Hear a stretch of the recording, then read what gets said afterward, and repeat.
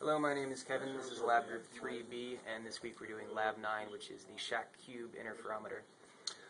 So the setup here involves a Heaney laser, which is then focused using a microscope objective onto the front surface of a beam splitter. Then the beam is then reflected off a reference lens and re-imaged onto the other side of the beam splitter. But that's only 4% of the light, and the rest of it is projected through onto a test mirror that we're using.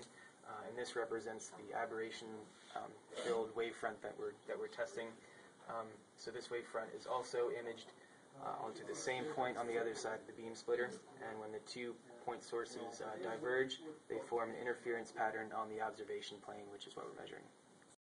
The effect from the polarizers. So let's assume that the beam coming through is Y polarized, and when it's go through the system and go back to the reference mirror, it's within about 96%, but in order to match the intensities have to be 30% before the cube, so we have to orient the polarizer about more in the X directions. So what is coming out on the screen would be the interference of two different polarized light, one is the Y direction, one more in the X direction, so the visibility never go into one.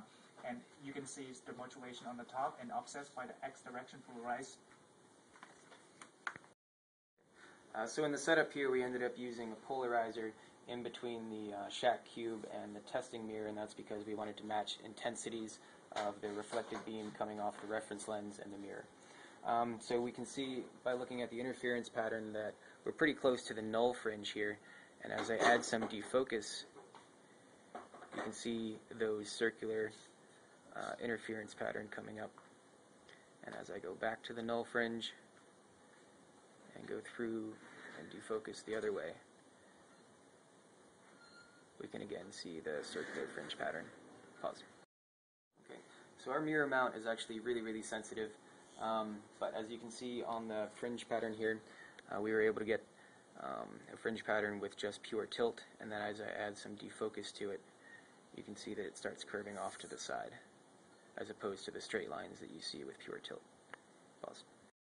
I'm Greg. For part G, after we had accomplished analyzing the system with the reference mirror in the system, we replaced that with a test lens and basically used the back reflection off of the rear surface of the lens in order to obtain a fringe pattern. For this case, it's important to note we didn't have a polarizer, as it wasn't necessary to attenuate the beam. The light coming off of the back reflection should match that coming off of the Q beam splitter, which will be about 4%. Also to note, we weren't able to actually get good fringe patterns because of the mounting situation here. We weren't able to tip and tilt it correctly. But if we had been able to do that, we would have actually seen two interference patterns, because this is a concave convex lens, so there will be two focus points here, one from each surface of the lens. And each interference pattern would be off by a certain amount, no matter the defocus. Hi, I'm Fa, and now I'm going to talk about what physically it works. This one we call the direct interferometry. Basically, we measure exactly wavefront air. What happened is we have a reference wavefront right here. It's caused by the lens in the system, and this one is the mirror wavefront.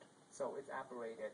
So the distance, actually we cannot say the distance, we say the wavefront air is the difference between the wavefront, the actual wavefront, and the reference.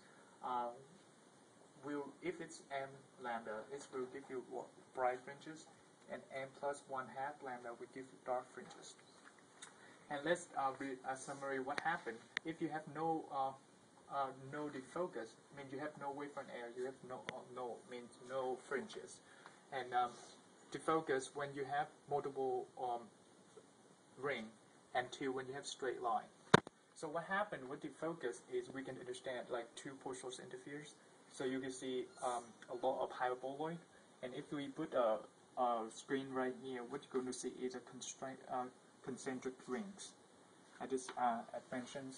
So how about two? Two, basically you can understand a best picture, but you can just tip to the actually you move the screen in this direction. So actually you're going to see a straight fringe.